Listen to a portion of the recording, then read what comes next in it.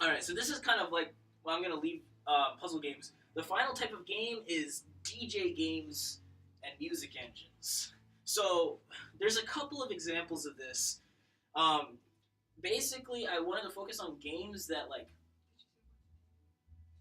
I know. I'm like, what? No. Because that's important if we want to... Yeah, so, like, games that, like, one, use user input music is actually totally cool.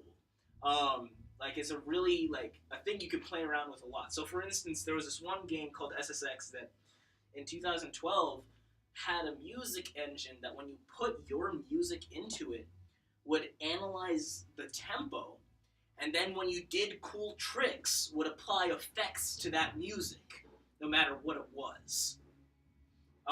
Which is awesome. It's interactive music, and it gives you the opportunity to, like, I mean, they did it in a skating game, so it was, like, based on tricks and stuff, but they built an entire engine that it didn't matter what music you put into it, as long as, you know, it had a tempo. I don't exactly know the specifics. I'm actually probably going to try and, like, talk to those people about, like, what kind of things did this audio engine do? But they gave a good talk, and I actually linked that talk in the notes section of this slide. But giving people the ability to remix stuff is already a thing in VR. The Wave VR has basically DJ turntables in VR. You can DJ in VR. They even give you like little boxes to change effects in it and stuff, and you can have song selection, you have faders and whatever. It's really cool, actually. I encourage people to check it out. Also linked in the notes of the slide. Actually, I borrowed the HTC Vive and HoloLens from our school.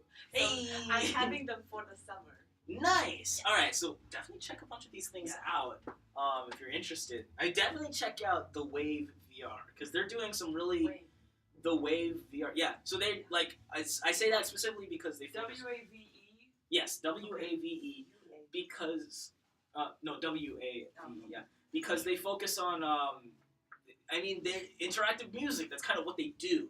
You know, give people tools to influence music in VR. Not only music, but visual stuff. And how they tie that together is super interesting. And I'm probably going to be doing a totally separate presentation on just what they have done. But just for now, there's 2D games that analyze, like, your music. And, for instance, there's this kind of, like, platforming game, I guess I could say, where it's like you're running down a thing, and it interprets the beats of your music and the different parts of your music and turns them into obstacles that you have to go around and things that you have to smash through.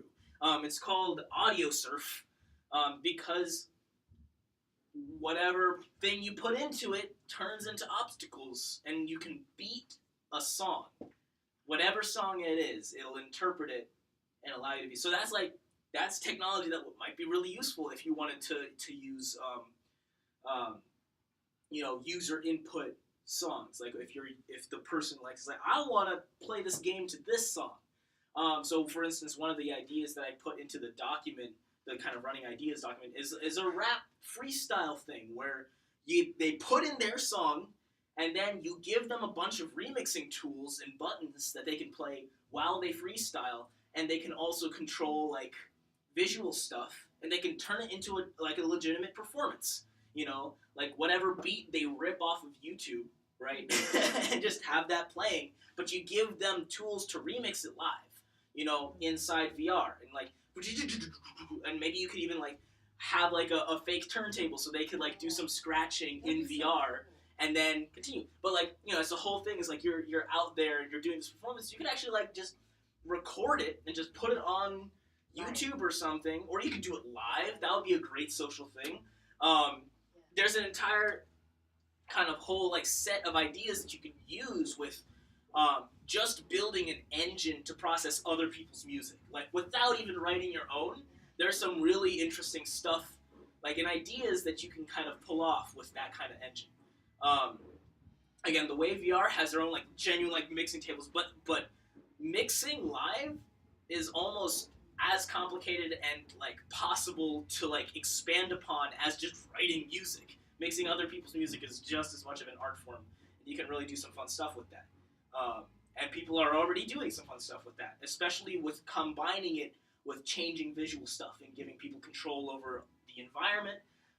For audiences, like you can change the club they're in to the beat. That's a thing that the way VR has done. Things like that. But you know, it's a way to keep your music new, is if you're not the one writing it. You know. So yeah, and of course you'd have to analyze the music, and if people do like weird things like change the tempo, you'd have to figure out. But that's like a thing for engineers to solve. But it's totally doable.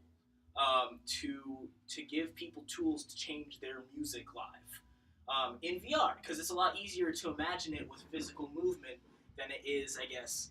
Like that's why people use turntables. It's like they don't do it like on the computer, even though it's totally possible to mix with just your computer. People can do that. It's easier if you have like a turntables to do it, like adjust mixers and knobs, so you get like a more direct physical idea of what's happening to their music, and it's also just easier when you have two hands instead of just the mouse. Things like that. But if you put that into VR, it doesn't have to be a turntable anymore either. It can be whatever you want it to be, as long as people learn those tools, and you can make them look as cool as you want. You know, and you can maybe change their visual design based on, like, every time you click a button, you change locations and you change environment, and the knobs still stay in the same place, but they look different. You know, things like that, which are, you know, that's already being done, honestly. And it's really cool, and we should think about that and get on that. 2 points. Yeah. So first, actually, as you said, there is a great point in making these control tables or DJ tables tangible, because I applied to the tangible media tangible group, tangible interface group, whatever, in MIT Media Lab. Oh damn! Yeah, but that's super relevant. I got this is actually the end of the presentation, so Great. So this is not important anymore. So they were saying Okay. that why do they establish this tangible media group? Because they want people to use the experience they have with tangible things Right. that has been accumulated for so many years, like Right. ever since we were generated. Right. So, but we have very little experience actually with interacting with digital services. Right. Yeah. But this is true. so they want to make those interactions as tangible as possible, so that we can use those inherited interactive experience Right. we have. So I'm wondering if we just put things in VR without, I don't know, do you expect any haptic feedback? Because They're working on that. This is like technology that I am not an expert in. That's like extra VR stuff that like people are working on, like haptic feedback, and even like entire suits that can like show you pressure. They actually have like gloves, I think, that can imitate surfaces. What? Like the feeling of surfaces. What? just create. It just tells you whether it's like this or like It's something like that. I don't know. There's work being done, and it's being done right now. But also, like in terms of what you're saying about tangible stuff, that's what Guitar Hero was. Is they gave you a guitar, and that's what the bongo thing was. Is you slap the bongo, and that's the control. So an interesting thing is if you put like motion tracking onto a thing. I mean, of course, you'd have to give people those controllers to use your thing. And so that's why it's more flexible if you don't, like the actual controllers that come with your headset are a little bit more flexible in how you use them. But if you're like doing one specific thing with your controller, maybe you can give them a tangible like thing to hold while they're interacting with your tool set. I'm probably trying to stay away from that myself. I'm not saying that's like a terrible idea. Actually, that would probably be really cool because people already like are doing like augmented reality stuff and like, you know, finding your way through a maze with enemies in it, except the enemies are virtual but the maze is real. You know, you're in a physical like maze and you're trying. What people are doing, that's like more of an augmented reality thing, but that's yes.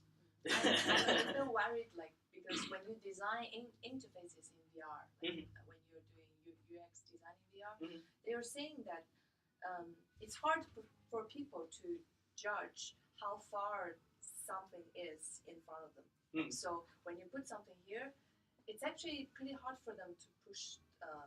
Push the button. Yeah, to push the button, or because I don't know, maybe our eyes just evolved to be like it's not really good at determining how far something is away from us. Right.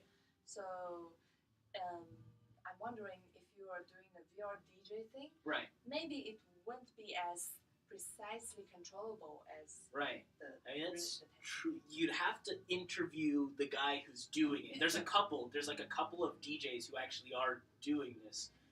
It would be great to interview them. I'm not sure I'm going to be able to do it in like this group, but definitely like in Berkeley XR or in the fall, I'm going to try and figure out. I want to talk to these people, and I'm going for that, but I'm not. Yeah, I'll be learning how it feels to actually DJ, because that's. I mean, I don't have a headset of myself, so I can't exactly test it out. Real thing? No, they actually DJ in VR.